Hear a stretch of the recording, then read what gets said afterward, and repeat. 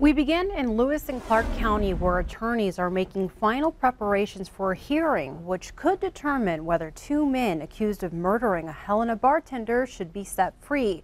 At the same time, there's a widening investigation into the man who might be the killer, and that investigation is spreading to other states.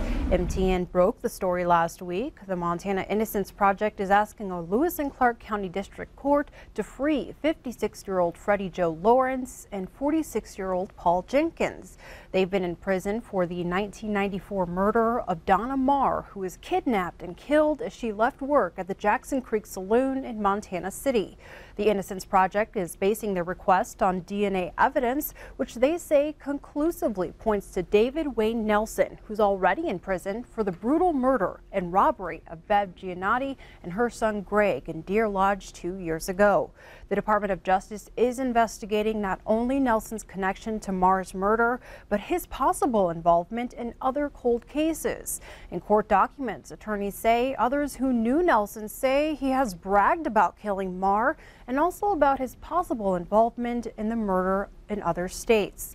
It's now up to Helena District Judge Kathy Seeley to decide if the DNA evidence is conclusive enough to release Paul Jenkins and Fred Lawrence from prison and vacate their convictions. They will present their motions and argue the evidence to Judge Seeley this Friday in Helena.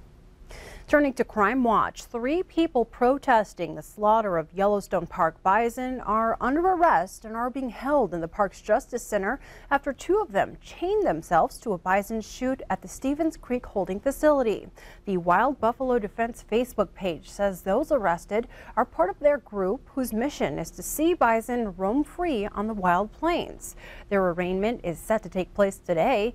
The Stevens Creek facility has been targeted twice by vandals this winter, who cut down part of the perimeter fence, allowing the bison to escape.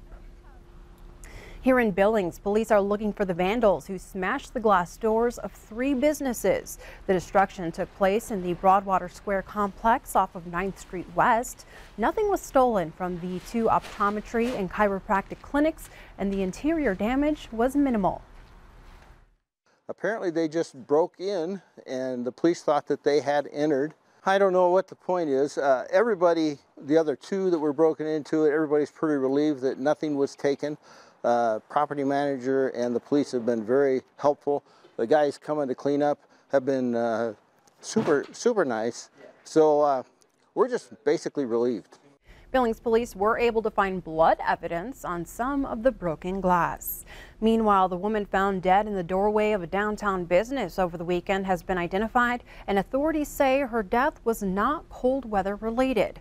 48-year-old Renee Whistling Elk was found at a business on the 2800 block of 1st Avenue North Saturday morning. Authorities say she was a known transient in the area. Yellowstone County Coroner Cliff Mahoney says Whistling Elk did not die of hypothermia, and he is awaiting a toxicology report to determine the official cause. Detectives say they found nothing suspicious on scene and that Whistling Elk had been drinking with other transients throughout the night. Now we go to Laurel, where citizens are asking for changes to the city's volunteer ambulance department. The issue came up for discussion Tuesday night before the Laurel City Council. Residents are unhappy with the response time and occasionally being told that no one is available to respond. They're calling on the city to start paying livable wages to the staff of about 2 dozen. Several people spoke at the meeting, calling it unacceptable that a city of more than 7,000 doesn't have a more reliable ambulance service. The mayor and council promised they'd look into finding a solution. The city has known for years that our EMS system is on the verge of failure and recklessly allowed the problem to continue. The city needs to be held responsible for the crisis. The blame starts at the top. But the concept that at the top is the city council and the mayor is wrong. Above the mayor and the city council are the citizens of this community.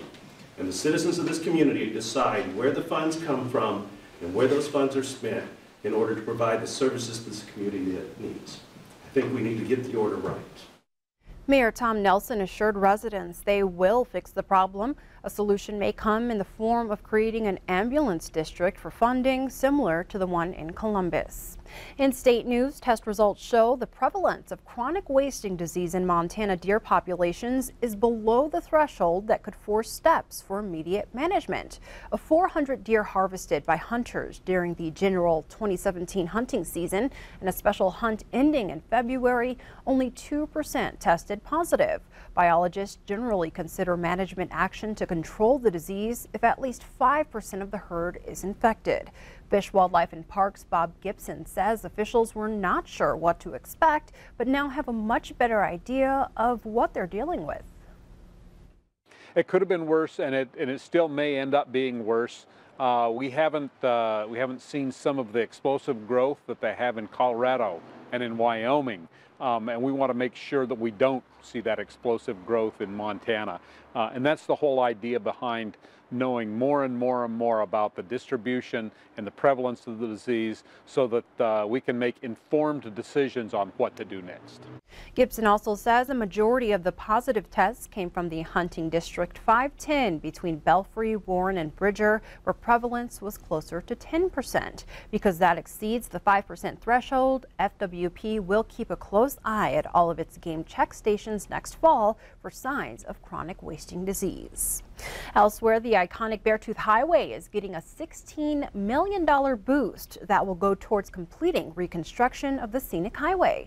Montana Senator John Tester says the grant will reconstruct 67 miles of roadway. The improvement will include 2 3-foot shoulders on each side of the road to accommodate cyclists. The highway links Yellowstone Park and the Montana communities of Red Lodge and Cook City that rely on tourism to boost their economies. Back here in Billings, the City Council is looking at legislative topics they may want to push forward next year. The city's lobbyist, Ed Bartlett, outlined a number of issues Monday night, including a previously failed measure to give law enforcement more tools to deal with public intoxication. Currently, Billings does not have authority to make an ordinance that would make it illegal to be drunk in public. Another topic that's been discussed for decades is the local option authority, the ability to allow voters to decide on creating a local sales tax. Bartlett said Billings area lawmakers do a good job of communicating, but they're less unified on a number of issues. If I have a concern, it's not with their level of understanding, it's the fact that that they don't work together. I would say that about the entire legislature. When I first started lobbying, compromise was a good thing. Negotiation was a good thing. In the last couple sessions, if you can pardon me doing an editorial comment, it hasn't been as evident as it should be. Bartlett says the city is usually involved with about 30 issues each legislative session, and a majority of them are successful. Before we take a break, this year's Yellowstone County Republican Party dinner is on track to top attendance over its last event. Organizers report a 20% increase in ticket sales for Friday night's Lincoln Reagan Day dinner here in Billings compared to the last event in 2016. The party's outspoken choice for keynote speaker is a big part of the draw.